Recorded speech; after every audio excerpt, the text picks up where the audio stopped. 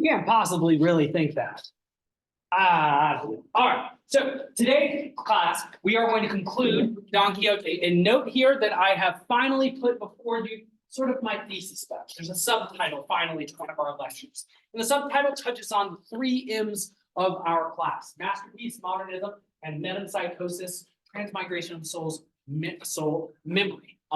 I make a claim about Don Quixote here that it is a modernist masterpiece in a tradition of its own making. Sometimes we don't like traditions because something connects to the past, and we don't want to suggest a connection between what's present and past. But for something to start its own tradition, interesting. That creates sort of a forward relationship with memory, as if things that come after it will remember. And in fact, I will make the claim that at least a thing or two, and maybe 3, and maybe even 500 million, do come from Don Quixote. Okay. I'm going to jump around today in order to give a coherent thesis of what happens at the end. Basically, I'm going to talk about various chapters from chapter 62 or so through final chapter 74. And there may be a 74. I think it does end at 74. We'll see by the end of today. Don Quixote goes to Barcelona. Something interesting about the fact that Don Quixote goes to Barcelona is recalled at the end of part 1 of Cervantes' The Ingenious Hidalgo, the Ingenioso Hidalgo, Don Quixote. It was said that on his 3rd sally, he would be going to, does anybody recall where? It's a place called Zaragoza. And in fact, in the spurious 2nd part, written by Avellaneda, which is itself a pseudonym of the writer of the 2nd part, we don't know his true name, it supposedly came from Tordesillas. Don Quixote is shown as going to the jousts in Zaragoza. But remember that part of Cervantes' ethos, reason for writing the 2nd part, is to show that the 2nd part written by Avellaneda is in fact spurious, and that this is the real account. And so though Don Quixote at the end of the 1st part said he was going to go to Zaragoza, in fact, he ends up going instead, making Avellaneda look like a liar and a fool, to Barcelona. Barcelona, as they would say, known for having quite the list, an elite way of speaking Spanish, Castilian Spanish. I don't work on the language enough to say more than that. In any case, they have a very unique way of speaking and lisping C's, like Barcelona instead of Barcelona. In any case, we meet another elite character here, like the Duke and the Duchess. His name is Don Antonio. Don Antonio invites Don Quixote into his house. Something you may have noticed about the 2nd part is that whenever Don Quixote is invited into a house, it's more like he's invited into a fun house full of mirrors. It's like he's invited into a carnival tent. He is invited into itself a performative space where he is treated like Don Quixote. He is treated like he is a character in a novel, or like he is himself a novelty that receives special treatment that you would not necessarily give to a normal house guest, right? And so in this particular home, like you wouldn't necessarily make your house guest the governor of an insula, like he does, like the Duke does for Sancho, even though it's not actually an insula because it's a landlocked piece of real estate. In this home, there's a very odd thing present. In the middle of a table, there is a head that sits there, and the head can speak truths, prophetic truth. It turns out that there's a sort of a metal tube that's connected to the bottom of the head, and that a servant can speak through it. But recall something very important about this 2nd part. Recall that in chapters 22 and 23, that Don Quixote had went down to the cave of Montesinos, and he thinks he's down there for 3 days. Sancho Panza says that he's down there for 30 minutes. He comes out and he says that he's seen so many things, including Dulcinea and Merlin. And Sancho says that he doesn't think that Don Quixote is lying, but he doesn't think that he's telling the truth as well. And so, what is it that's on Don Quixote's mind? What's been on his mind ever since the cave of Montesinos? Well, is what I saw true or false? And you can imagine that this is part of his larger question. As his idealism, his idealistic veil of seeing, the veil with which he sees, the veil through which he sees reality is an idealistic one. As that veil becomes more sheer or starts to shatter, questions like these start to arise more and more for Don Quixote. What is real and what is false, rather than this is clearly real, and what I see is clearly true regardless of what individuals say. And so here we have this quote. Don Quixote speaking to the head, asking of it for its prophetic wisdom. Tell me, you who respond, was my account of what happened to me in the cave of Montesinos the truth or a dream? Will the lashes of my squire Sancho be completed? Recall, Sancho has to lash himself 3,300 times in order to disenchant Dulcinea. He will, though he will through subterfuge, because of course he will lash a tree for the large, for most of his lashes. I think he ends up only giving himself something like 5 total lashes, so he claims. So trees get the worst of it. In fact, their skins down, their bark is removed. And so good for Sancho for not having to indulge. In any case, will the lashes of my squire Sancho be completed? Will the disenchantment of Dulcinea take place? This is on his mind. This is what he wants clarity on. He needs clarity on it, which is already a curiosity. Very little has he requested clarity on before. And yet, again, recall that when he was treated as a knight in the court of the Duke and the Duchess, that was the first time he truly felt like a knight. So you can see the cracks in the visor, as it were, in the worldview, clearer now. Perhaps they were there earlier, but now the light is coming through. You can see the presence of the cracks. You know how like when the light shoots on your computer screen and all of a sudden you're like, my God, look at all the dust on it. It's filthy, you know? Well, that's the power of light. As for the cave, was the response. There is much to say. This is the disembodied head. For it has something of both. Sancho's lashes will go slowly, and the disenchantment of Dulcinea will be duly affected. I do not wish to know more, said Don Quixote, for when I see Dulcinea disenchanted, I shall think that all the good fortune I could wish for has come to me all at once. So, what does Don Quixote ask of the head? Whether what he saw in the cave of Montesinos was true or false, what is the answer he gets? It's some of column A, some of column B. Ultimately, a very dissatisfying answer.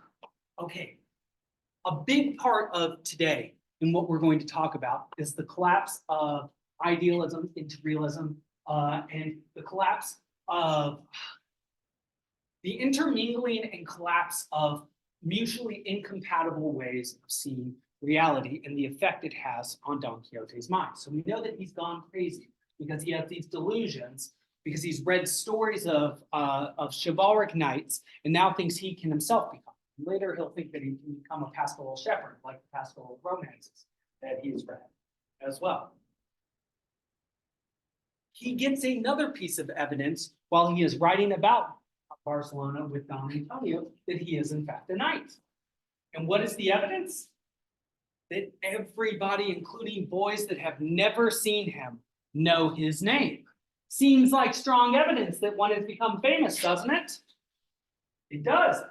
Unless the reason that people know your name is that Don Antonio, who knows who you are, takes a piece of paper, writes on it in large letters, "This is Don Quixote of La Mancha," puts it on your back, and as you ride around, what do the little boys who are literate apparently see? They see your name and they do what? They yell it to you. And so there's a problem even with evidence. Though the evidence of his senses, though the evidence of the crowd, which suggests that he is famous, suggests to him that he's famous, really what is happening? Is he receiving evidence that he's famous, or is he being treated unbeknownst to him as an object of ridicule by people? Imagine, you know, that's something you do in like 4th grade to someone you dislike, right? You like put a piece of paper on their back that says "kick me." Isn't that that's the old thing? Well, Don Quixote has it. In any case, I only bring up this next part because this is part of also what is done not only throughout the second part, but is part of the justification for the second part. The literary criticism of the spurious second part of Don Quixote, written by the pseudonymous writer Avellaneda. Don Quixote, while out on the town, sees a book publisher. This is the sort of place that is unique to this time. Book publishers, books, and publishing houses have just come about since the invention in Germany of the printing press in the 15th century, 1553. And so now books are being made in the city that he goes to. He being himself a fictional character, was himself in another spurious work of fiction, decides to go in a moment of, some scholars call it, a great metafictionality into a publishing house. And in the publishing house, he sees several works being created, typeset, and even corrected. What book does he see while he's there? None other than the spurious second part of the ingenious gentleman Don Quixote of La Mancha, written by somebody from Tordesillas. Remember that vagueness, vagary of names. La Mancha is where Don Quixote must have been from, or somewhere that I don't even remember or want to remember the name of. And what's the name? Quijada, something like that. Remember that offhand, off the cuff sort of way names were dealt with in the very, very beginning of the first part of Don Quixote. Here's the first of two extraordinarily, maybe three extraordinarily damning moments of Cervantes's literary rival. And remember that really the great Lope de Vega or Calderon are his true rivals. But this is the guy who tried to steal the character that he is known for. And he's very possessive. And I think this is very modernist of him, too, to be possessive of a fictional character that he created. But this is Don Quixote's own opinion of the spurious second part. And this may be very useful to your own life. I have already heard of this book, said Don Quixote.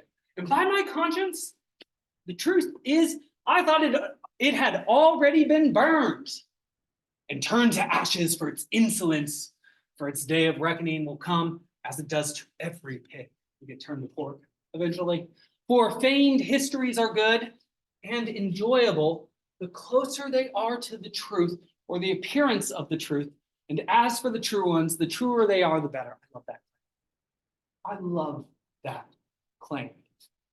Because one claim that's made about this history of Don Quixote is that it is the blank and blank history of Don Quixote. Did any of you recall those two words or one of those two words? What? It is the true history. And so what is the problem with this spurious history? That it's false and doesn't reflect the truth? Well, this is a mind-bending question, so let's see if we can keep it straight. Is Don Quixote, is the actual non-spurious second part of the Ingenious Hidalgo Don Quixote, written by Cervantes, is that true? We know that that's not a true piece of history written by Cide Hamete Benengeli. It is itself a work of fiction. And so if what makes the spurious second part bad is that it's not close to the truth, is the actual second part any closer to the truth? Or is the answer to this question something we should already know, which is that the name calling the, or rather the convention of calling Don Quixote the true and accurate account, as the narrator often does, is that itself part of the fiction of the story? Is it the fact that we ought not to judge Don Quixote by its veracity, but by its fictionality, by its ability to convey something true through that which is false? And just I find it very interesting for a fictional character to deride a work of fiction for not being true, even though he exists himself in a work of fiction which is not true. You understand? You feel the mind-bendingness of this? Very good to write on. Something that's the first of three strikes, we'll say, with the second part of things. All right, moving forward. Chapter 64 and 65, we get to the Knight of the White Moon. A couple of points I want to make very much clear about him. Knight of the White Moon is the same character, Sanson Carrasco, who played the Knight of the Mirrors. Now, a little bit of astronomical knowledge here and perhaps some knowledge of optics. What is it that we say that a mirror does when we look upon it?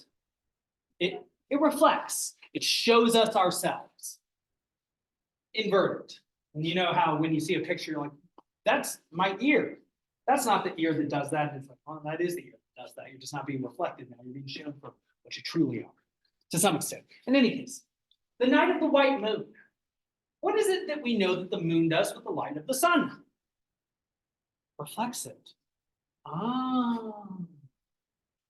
It's as if Sanson Carrasco, who is himself imitating, though consciously, the crazy knight Don Quixote, is now not only imitating Don Quixote, but it's as if he's imitating whom?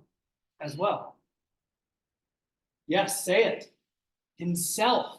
The night of the white moon is itself, see if we can get an ah here, a paler reflection of the night of the mirrors. You say, prove it. Let's look at this quote together. This is how the night of the white moon first addresses Don Quixote. Renowned knight, and never sufficiently praised Don Quixote of La Mancha, I am the knight of the white moon, whose extraordinary deeds perhaps have come to your attention. I am here to do battle with you and to test the strength of your mighty arms, obliging you to recognize and confess that, here it comes, that my lady, whoever she may be, is incomparably more beautiful than your Dulcinea of to us. My lady, whoever she may be. Let's think back. Night of the Mirrors. Okay. He had a squire, but he also had a what that Don Quixote has. He claimed to have a blank that he blanked, a lady that he served. Does anybody recall the name of his lady? Castledea. He gives her a name. I said that the night of the white moon is himself a paler reflection of the night of the mirrors, right? Well, a paler reflection. That's like a reflection that doesn't show as much of the thing reflected, right? And so a better reflection of Don Quixote would be a knight that actually has a woman that he loves with a name like Castledea. Paler, vaguer, worse reflection, don't you agree, would be just saying that there is a woman and that she does not even have a name. See how that is vaguer by nature than describing or naming someone. It's like he's putting less effort into his abstraction. And you might even see this, I don't know. You would have to make a good argument for this, that the representation that Sanson Carrasco uses in order to deceive Don Quixote is perhaps part of Don Quixote's disillusion, disenchantment, his inevitable realization that the idealism that he's been looking at reality through is in fact a deceiving, deluding way to look at the world. In any case, combat is entered into. Don Quixote is roundly defeated, soundly defeated. It's very sad. He falls to the ground. It turns out that he's sweating and pale. When they open his visor, Rocinante can move. It's a realist moment. We find out, and the condition that, and Don Quixote refuses to say that anybody is more beautiful than Dulcinea, and he says, kill them. And in fact, quite brave, like when he encounters the knight or the cart with the lion. He faces death and he says, kill me, I will not declare that. And Sanson Carrasco, unbeknownst to Don Quixote, because he is still here at the night of the white moon with his visor down, so nobody knows who he is. He says, that's okay, just go back to your town and give up being a knight errant for the next year. And after this, Don Quixote will take off his knightly armor, will stop riding on Rocinante, and will not don armor nor ride Rocinante from here on out as he makes his way home. So that's something I want you to think about and perhaps write about too, that he takes on a normal person's garb as his idealism seems to be trickling out of his mind. A question that I have, and a personal thesis that I'll put forward, falsifiable as it is this. The 64th chapter has a summary that I think is actually accurate. And some of this the chapter summaries are funny. Occasionally there are inaccuracies. Sometimes they do funny things like the next thing in this chapter is that which you will read if you read it. This one is, I think, descriptive in that it says what is actually present in this chapter. Quote, which deals with the adventure that caused Don Quixote more sorrow than any others that had befallen him so far. My question, could this event have been what led to the sorrow which kills him? Because it is sorrow that kills him. In fact, that's Sancho's position. He says there's nothing madder in all the world than to die for no good reason. Don't die of sadness, senor. And I have that quote here too. My other question is this. He is his punishment is that he must return to his city for a year, his town, La Mancha, and not live the life of a knight errant. Dulcinea is not yet disenchanted, but she will be right before Sancho will complete his lashes right before they get into the city. And so Don Quixote will at least think that Dulcinea could be disenchanted. My second question is this: does Don Quixote die? Because after the year passes in his town, it will surely be too sane ever to see Dulcinea again. Insofar as Dulcinea is herself an idealization, an ideal representation of woman, perhaps she is also an ideal representation of the world. And so why Don Quixote seems to be striving and living is to meet his ideal. In being defeated and having his quest pushed off a year, is it the case? This is something you need to think for yourself. Is it the case that he realizes that he will never meet his ideal, that his thinking will return to a realist mode of thinking, and that his only opportunity ever to have met his ideal was during his third sally, while he was still idealistic and undefeated? And now that he has been defeated and is being sent home, the conditions for him ever realizing his ideal and seeing the ideal of Dulcinea disappear. So does his chance for ever seeing her. Is that part of what kills him? Something I'm very interested in you addressing. All right, you get here, and this is part of the mastery of this text. You don't know what's path and what's cul-de-sac. When I say cul-de-sac, I mean a dead end that one doesn't necessarily know is a dead end when one first goes down it. But we hear that Don Quixote, he sort of gets his chair back for a moment and suggests that he will go on a pastoral. He will now give up being in a chivalric romance and will jump into a pastoral genre.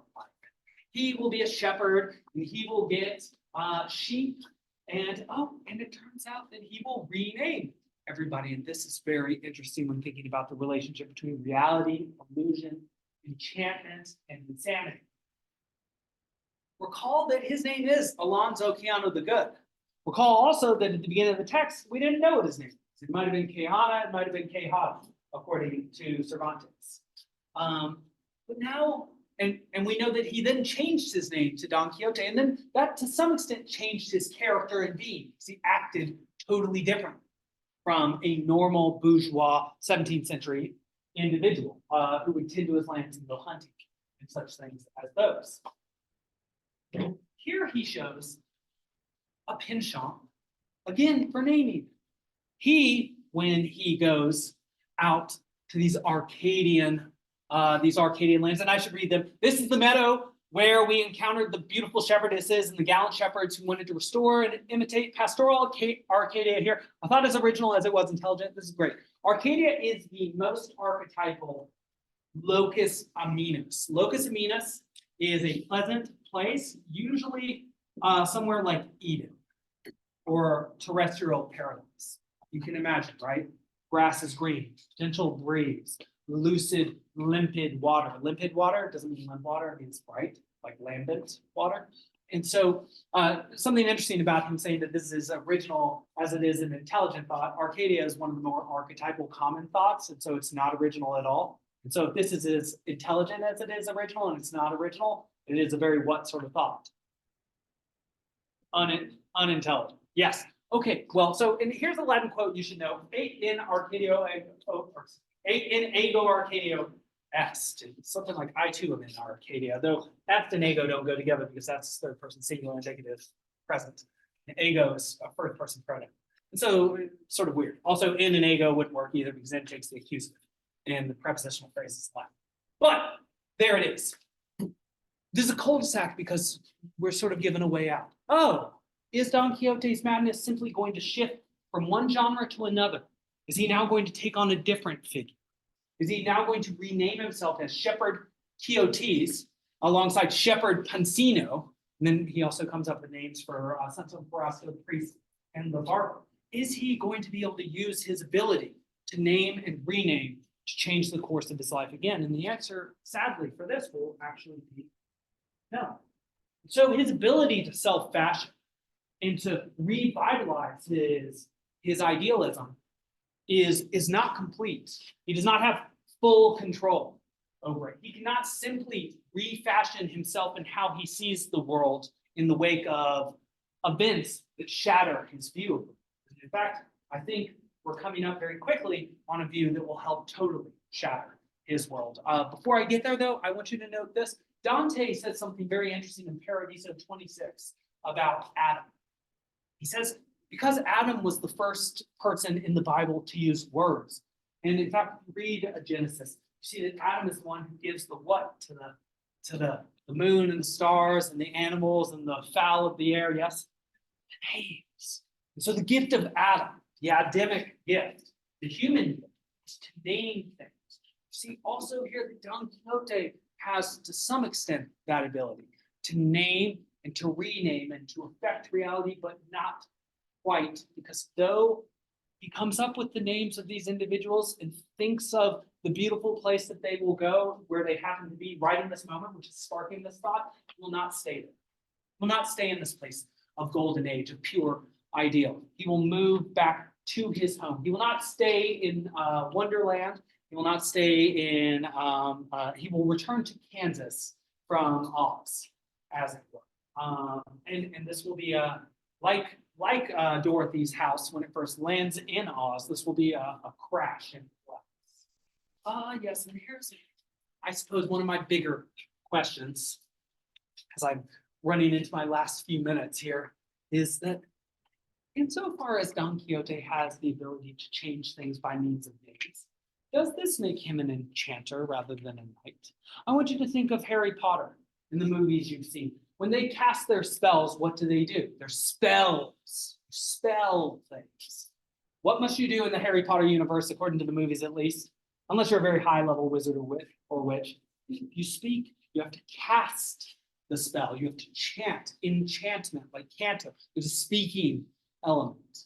And so to be enchanted, there's some relationship between enchantment, illusion, and speech. Adam's ability seems to create reality to some extent, or describe it accurately. There's something different about Don Quixote's, again, I think a paler ability. I want you to really think about this. Is he in fact more an enchanter than he is a knight? And ultimately, who would he have enchanted? Seeing as he is deluded. And he is the one who gave himself his new name. It's almost like he enchanted himself. And I wonder if that realization is what also puts him in the ground, as it were. Is it the fact that he has been deluding himself? No one else is to blame. That causes his collapse. Return to the Duke and Duchess. I only am going to touch on this very, very quickly because there are two things here that I really want you to see. I want you to see the excoriation of Don Quixote by Altisidora, who he thinks died of sadness because of him leaving. So she feigns dying of sadness in the same way he will actually die of sadness. She will, in fact, say something to him that I think also helps to shatter his reality. And she will also say something that is the second great attack against Avellaneda, which is this. Let me get to that first. She says that while she was dying, and so Don Quixote is taken back to the Duke and Duchess. There, Altisidora is on a catafalque, and she has to be resurrected from the dead by Sancho, of course, being pinched, slapped, and pinned several times, which he accepts. Even though being pinned, he says he really doesn't like. She then moves because she has to sit for a long time, and they see she's resurrected. Wonderful. She's resurrected. After being resurrected, she's asked what hell was like. And she said, well, I must not have quite been fully dead, because I only went to the gates of hell. And at the gates of hell, there were several demons, a dozen of them, and they were playing pelota, that vast game that uses wooden balls. And instead of balls, they were using books. And one of the books that they were using was the spurious second part of Don Quixote de la Mancha. And the second demon says, what? That book, cast it into the deepest pit of hell. And the other one says, really, why? And the demon says, because even if I were to have written that text, I couldn't make one thing worse than it. because it's the worst thing that's ever been written, even worse than something written by demons from hell. You understand that level of literary castigation? It's like saying, like, I don't know. When hell freezes over is nowhere near as strong a criticism as this. I'll go on that, I'll go to the amusement park with you when hell freezes over is not nearly as literarily powerful, particularly because it's a cliche, than saying that there were demons playing pelota and that one of them said that they couldn't make this work of literature any worse, even if they tried. Now, on to Don Quixote's shattering realizations. And I think this realization, like so many realizations, we focus on the aha moment, but I think that realizations often happen in parts. We get little pieces of a large truth, and they start to nag at our minds. Is this really what I want? Do I want to be a doctor still? Is this person the right person for me? Is LSU? Am I tired? Should I be a Razorback? I just don't know. The evidence is mounting up. And so here it is. When Don Quixote is leaving, she finally excoriates him. And I want you to know the meaning of it's one of these great Latin words. These Romans are so violent. They give us the word eviscerate. Do you know what that means? It means to take the viscera out from someone. That means your organs. So metaphorically, to really, really, really cut someone down to size, as if you were cutting their insides out. Excoriate means to cut someone's heart out. Excoriate. The core is the heart. And so to excoriate somebody is to say something so mean, it's like ripping your heart out. And so this is what she says. Good Lord, Don Codfish with the soul of metal. Like the pit of a date, harder and more stubborn than a peasant when he has his mind set on something. If I get near you, I'll scratch out your eyes. Do you think by any chance Don defeated? Ooh, that is a raw wound. He was just defeated, and that caused more sorrow than he's ever felt. Don battered. Ooh, that I died for you. Everything you saw tonight was pretense. Oh, she said it was all an act. I'm not the kind of woman who would let herself suffer as much as the dirt under her fingernail, much less die on account of sadness like that. He thought she loved him. He thought she loved him so much that she died for him. She says she's not the sort of woman that would even dirty her fingernail for him. That everything he saw was pretense. This is like hearing from the head that the cave of Montesinos was not true, but entirely, totally, what? False. And recall, where was it that he first felt like he was truly a knight? In the court of the Duke and the Duchess. Where is he excoriated and told that all is pretense? In the court of the Duke and the Duchess. Interesting that she mentions dying for sadness. She, by pretense, dies of sadness. He will really die of sadness. Is there a connection between her supposedly dying of sadness and not, and then saying all was pretense, and him actually dying of sadness in the wake of learning that all was pretense in front of him?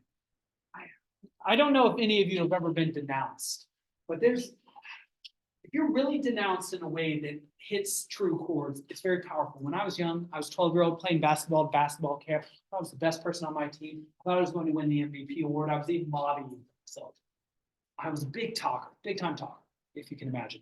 And my attitude was just so bad one day that my coach pulled me inside, started yelling at me, and I deserved it. And he's like, Alex, can you understand? Not only are you not the best player on this team, you're not the second best player on this team. I remember I like anger cried. I only anger cried twice in my life. You ever anger cried? Like you're so upset. You're like, oh.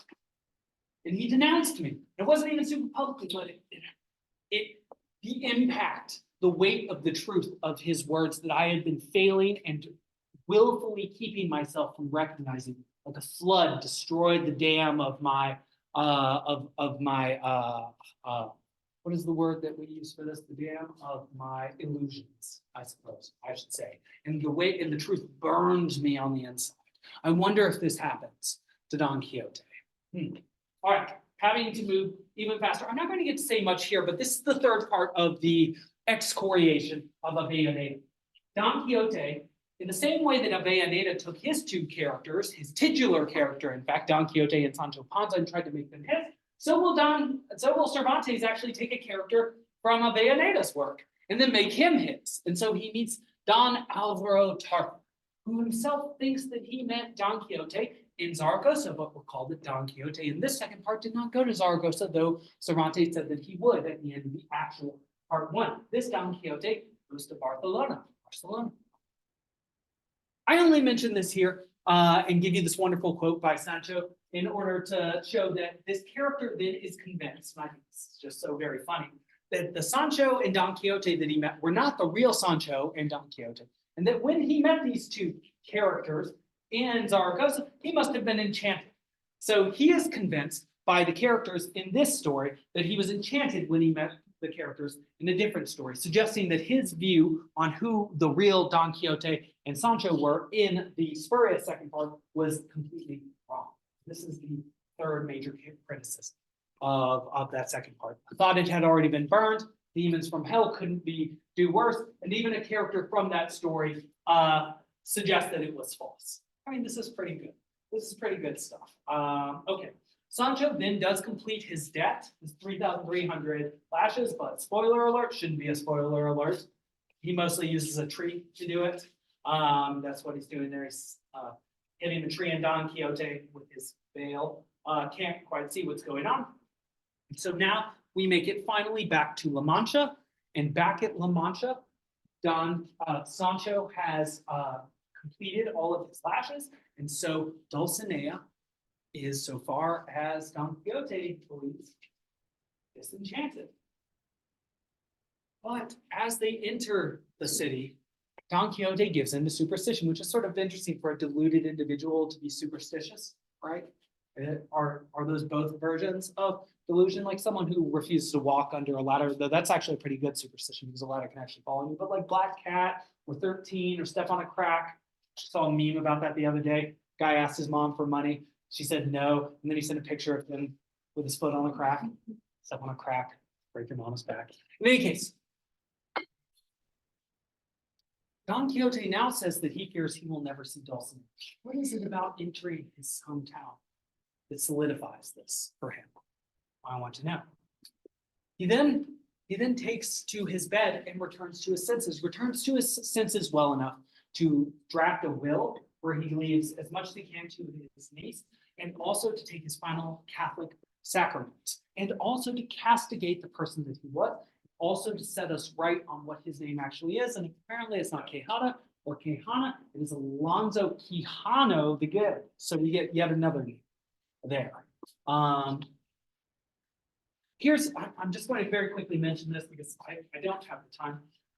This is what Sancho says right before Don Quixote dies, and I like this parsing of what madness is. It says, "Oh," responded Sancho, weeping, "don't die, Senor. Your Grace should take my advice and live for many years, because the greatest madness a man can commit in this life is to let himself die."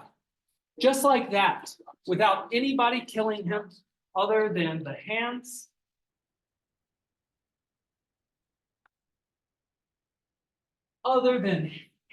ending his life, except those of melancholy. Look, don't be lazy. Get up from that bed. Let's go to the countryside, dressed as shepherds, just like we arranged. Maybe behind some bush we'll find Senora Doña Dulcinea, disenchanted as you pretty please. And he has been going up to each lady in his town to see whether she is Dulcinea. This is Sancho attempting to give the veil of illusion, to give the veil of ideality, of idealism back to Don Quixote. He's asking him to continue to refashion and self-fashion himself. Let's be shepherds. Let's go. We can still make it work. It's like he's the person who was just broken up with, who's like, please give me another chance, and the chance is gone. It doesn't work. It doesn't work. And in fact, and I have to say this, and then we'll have to talk about modernism masterpieces and how this is a piece of metempsychosis on Monday before I introduce Goethe. But when he saw this, the priest asked the scribe to draw up a document to the effect that Alonso Quijano the Good, so we get his name, finally, not Don Quixote, commonly called Alonso Quijano the Good, or excuse me, yes, commonly called Alonso Quijano the Good, commonly called Don Quixote of La Mancha, had passed from this life and had died a natural death, of course. He said he was requesting this document in order to remove the possibility that any author other than Cide Hamedi Ben Yeli would falsely resurrect him and write endless histories of his deeds. So he sets right what was not set right in the beginning. What is the actual name of Don Quixote? He also has it written up in a legal document that this is in fact Don Quixote. So if any other writer tries to write using Don Quixote's name, that they are committing an illegal act. It's only Cide Hamedi ENGL, which it says on this slide, but I'm not going to be able to read it to you. This is what Cide Hamedi ENGL admits when he gives an exhortation to his pen. He talks to his pen and he says, Don Quixote and I are one, which is very interesting. Don Quixote is Catholic and Cide Hamedi ENGL is himself Muslim. So perhaps there's some sort of representation of with Cervantes' Jewish heritage of all its faiths. And so this was the end of the ingenious gentleman of La Mancha, whose village Cide Hamedi did not wish to name precisely, so that all the towns and villages of La Mancha might contend among themselves to claim him as their own, as the 7 cities in Greece continued to claim him. So what do we see here at the end? We see 2 major events occur at the end that revise the very beginning. And I have one thing to say about it. Note this, the changes from the beginning. Alonso Quijano the Good is established, not Quijana, not Quijada. And there's also not a vagary. There's not a debate about what his name is. This is clearly his name. We're putting it down in a legal document. Second, the rationale for not specifying the village is due to honor here, like where Homer, the writer or singer of the Iliad and the Odyssey, is supposed to be from, rather than carelessness of the author. In the end, we have a revision of the beginning. And I think that that is a modernist element in this text. And so I will, in my next lecture, conclude on what I think is modern in this text, what I think carries memory, both into the past and into the future, and also what is masterful about. But I still don't know if that